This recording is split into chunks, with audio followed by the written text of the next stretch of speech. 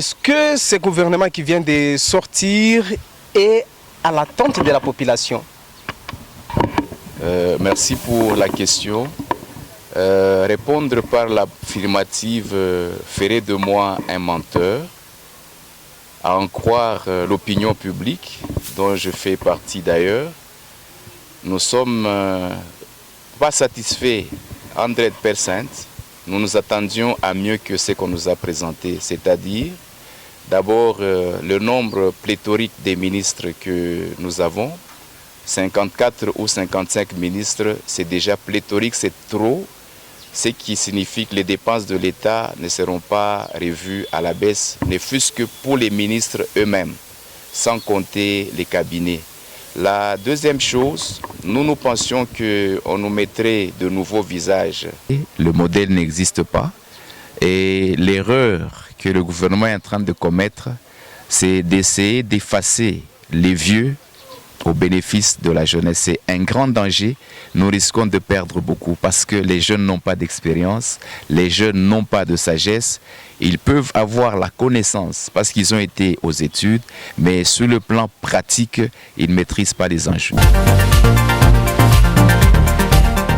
Mesdames et messieurs, bonjour et bienvenue dans cette tranche politique qui revient aujourd'hui essentiellement sur l'actualité qui domine la République démocratique du Congo. Il s'agit de la sortie du tout nouveau gouvernement Soumina Judith.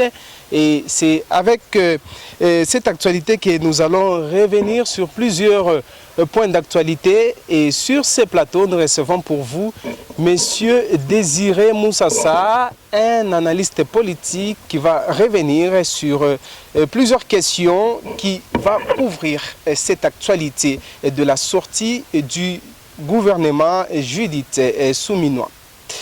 Si moi déjà, les gens attendaient à ce que le gouvernement puisse sortir, et voilà, cette fois-ci, le gouvernement est sorti à la joie de la population ou à leur tristesse. Nous allons les découvrir dans cette émission. Monsieur Désiré Moussassa, nous vous disons tout d'abord bonjour. Bonjour mon frère Terence, merci bien de nous avoir invités. Nous avons une grande joie d'être avec vous. Si bien, est-ce que ce gouvernement qui vient de sortir est à l'attente de la population? Merci pour la question. Répondre par l'affirmative ferait de moi un menteur. À en croire l'opinion publique, dont je fais partie d'ailleurs, nous ne sommes pas satisfaits 100%. Nous nous attendions à mieux que ce qu'on nous a présenté, c'est-à-dire d'abord le nombre pléthorique des ministres que nous avons.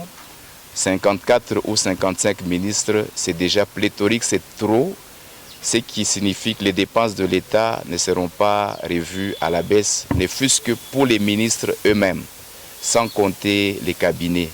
La deuxième chose, nous pensions qu'on nous mettrait de nouveaux visages à 80%, 90%, mais nous remarquons que les mêmes qui nous ont fait du mal dans le gouvernement de ce qu'on a appelé les warriors, ce sont les mêmes tenants qui sont rentrés avec une influence telle que nous la connaissons. Et il y a un petit adage qui dit, lorsque vous prenez un fruit déjà détruit, un fruit qui est pourri, vous le mettez dans un ensemble de nouveaux fruits, il va infester les autres. Donc voilà nos préoccupations en tant que peuple et aussi la qualité de ceux qu'on a désignés à différents postes ministériels. Il me semble, je dis bien il me semble, qu'on n'ait pas tenu compte des compétences, mais on a voulu plaire la galerie des partis politiques selon le quota, selon l'appartenance ou les accointances des acteurs qui entrent nouvellement dans l'arène politique, que nous appelons le gouvernement, le nouveau gouvernement qui vient d'entrer. Et les réseaux sociaux parlent. Nous avons vu des images, nous avons vu des documentaires, nous avons lu des textes pour l'un des ministres qui venait d'entrer. Si la chose est telle qu'on nous la présente et que ce soit vrai et les faits s'avèrent tels qu'on les a présentés, le Congo ne mérite pas ça. Et dire qu'une personnalité comme celle-là prendre un ministère clé du développement de notre nation pour diriger la jeunesse. Là, vous ramassez déjà tous les points. On y revient point par point, parce que c'est ce qui constitue déjà mon questionnaire. Je reviens au début. Vous venez de parler du nombre pléthorique, selon vous, mais moi je pense qu'il y a eu diminution de 56 à 54. Mais cette fois-ci, il y a au moins 17 femmes, ce qui revient à 31%, plus ou moins 31% de la représentativité de la femme. Est-ce une considération de l'apport de la femme dans ces gouvernements?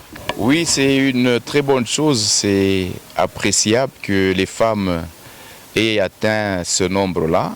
Ça signifie qu'au Congo, nous considérons la femme. Parce que la femme, c'est notre maman, la femme, c'est notre épouse, la femme, c'est notre sœur, la femme, c'est notre camarade. Nous vivons le quotidien aux côtés des femmes.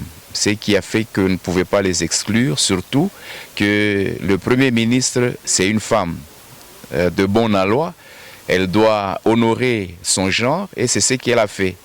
Et le nombre, parce que vous avez fait allusion à ça, passé de 56 à 54, ce sont des millions encore qui seront dépensés. Je vous disais tout à l'heure, nous ne comptons pas le nombre des membres des cabinets des différents ministres. On aurait pu peut-être passer de 56 à 24 ou à 26 ou à 25 à la limite et faire travailler les compétences au niveau des différents cabinets. Et quid de la compétence de la femme? Oui, vous savez, nous avons étudié avec des femmes qui étaient plus intelligentes que certains hommes. Nous avons vu certaines femmes avoir des compétences que certains hommes n'ont pas. Sur le plan compétences, si celles qu'on a nommées ont des compétences voulues, il n'y a pas de problème. Mais si elles ont été nommées parce qu'elles servent à la table des rois, là, nous fustigeons ce comportement qui doit disparaître. Et nous vous parlons aussi parce que c'est le constat effectué par plus d'une personne. Il y a eu des nouvelles figures. Est-ce que cela pourrait changer la donne, surtout avec l'impunité qui a pendant plus longtemps mettre le Congo à genoux? Le problème du Congo est délicat. Lorsque vous voulez changer un système, vous voulez partir d'un point A à un point B, il faut étudier tous les paramètres. Il faut voir quels sont les acteurs qui ont travaillé pour que nous arrivions là où nous sommes. Vous savez, quand le gouvernement des Warriors était désigné, ils se sont dit on va mettre fin à la guerre. Malheureusement, fort malheureusement, de plus qu'ils ont travaillé, de plus qu'ils font du bruit, la guerre a pris beaucoup d'ampleur plus qu'avant. Aujourd'hui, on a changé certains acteurs. Nous pensons que les nouveaux venus vont avoir du poids par rapport à ceux qui sont revenus, parce qu'on connaît le système. Ceux qui sont revenus, ça signifie qu'ils sont difficiles à déboulonner.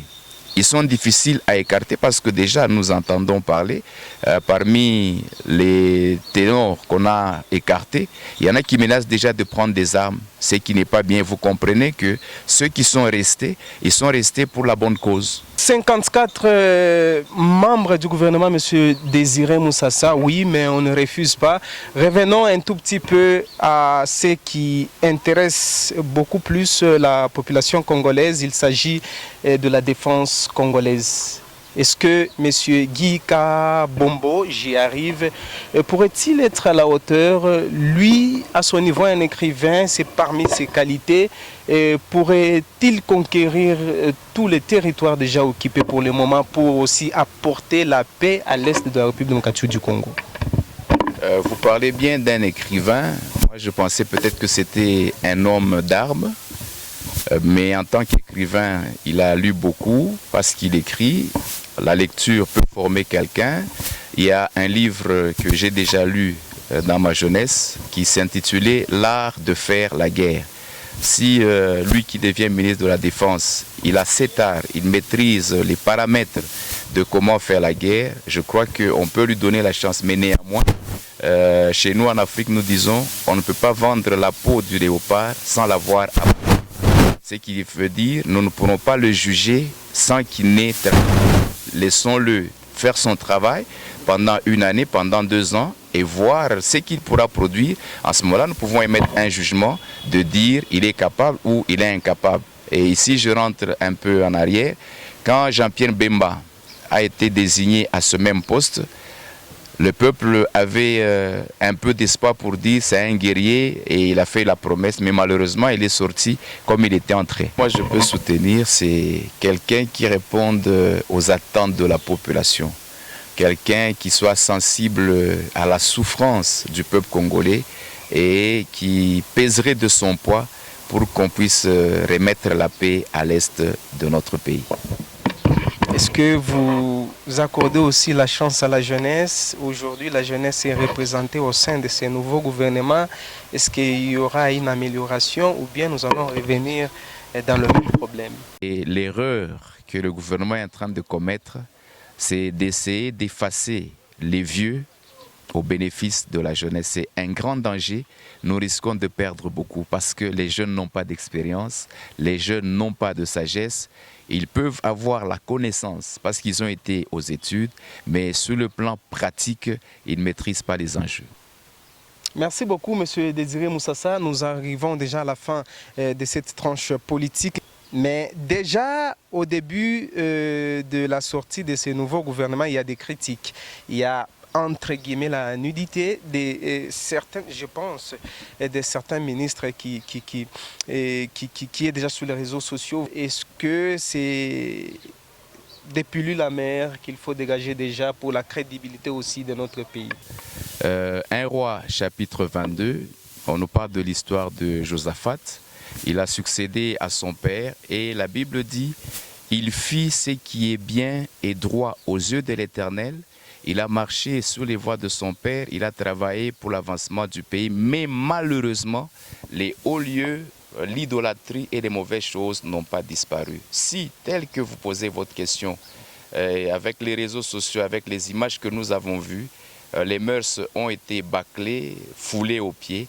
Moi, je pense que le chef de l'État, comme il dit qu'il est enfant de Dieu, et il avait pris la charge, la lourde charge qu'il aurait laissé au prophète de consacrer le pays à Dieu, il ne doit pas se comporter comme Judas, à l'opposé du roi Josaphat de 1 Roi 22, Judas de 1 Roi 14, lui, Judas, il fit ce qui était mal aux yeux de l'Éternel et Israël a été victime de la colère divine. Moi, je crois que si la chose est vraie, cette femme, permettez-moi de le dire, ne mérite pas représenter la jeunesse au niveau de ce gouvernement. Le chef de l'État doit agir de son droit de veto, de sa force en tant que magistrat suprême, chef de l'État du Congo, de demander à Mme Toulouka, qui a désigné cette femme comme ministre de la jeunesse, de pouvoir l'écarter et de chercher une autre personne qui pourra aider les jeunes. Parce que si c'est elle qui est ministre de la jeunesse, je crains pour l'avenir de la jeunesse qui était déjà maintenant menacée. Et à ce sujet, parce que vous m'avez tendu le micro, je proposerais que le gouvernement puisse penser au ministre qui est responsable du genre et famille, de pouvoir créer une brigade des mœurs pour essayer un peu de relever le niveau. Nous sommes africains, nous ne sommes pas occidentaux. Nous tenons à la probité morale, nous tenons aux bonnes mœurs et nous insistons pour que le pays soit béni, qu'on puisse écarter ces hauts lieux qui est la sexualité déréglée. Nous vous disons sincèrement merci à la population congolaise de donner la chance à ces nouveaux gouvernements et ces nouveaux gouvernements a besoin de votre soutien. Mesdames et messieurs, Terence Kimonika, vous êtes à la présentation, j'ai été réalisé par Denis Kazadi. C'est par ici que s'achève votre tranche d'entretien politique. Au revoir.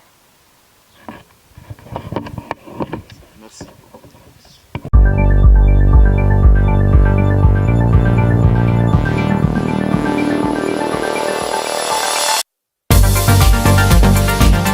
Est-ce que ce gouvernement qui vient de sortir est à l'attente de la population? Merci pour la question. Répondre par l'affirmative ferait de moi un menteur. À en croire l'opinion publique, dont je fais partie d'ailleurs, nous ne sommes pas satisfaits, 100%. Nous nous attendions à mieux que ce qu'on nous a présenté, c'est-à-dire D'abord, le nombre pléthorique des ministres que nous avons, 54 ou 55 ministres, c'est déjà pléthorique, c'est trop, ce qui signifie que les dépenses de l'État ne seront pas revues à la baisse, ne fût-ce que pour les ministres eux-mêmes, sans compter les cabinets. La deuxième chose, nous pensions qu'on nous mettrait de nouveaux visages. Le modèle n'existe pas et l'erreur que le gouvernement est en train de commettre, c'est d'essayer d'effacer les vieux au bénéfice de la jeunesse. C'est un grand danger. Nous risquons de perdre beaucoup parce que les jeunes n'ont pas d'expérience, les jeunes n'ont pas de sagesse. Ils peuvent avoir la connaissance parce qu'ils ont été aux études, mais sur le plan pratique, ils ne maîtrisent pas les enjeux.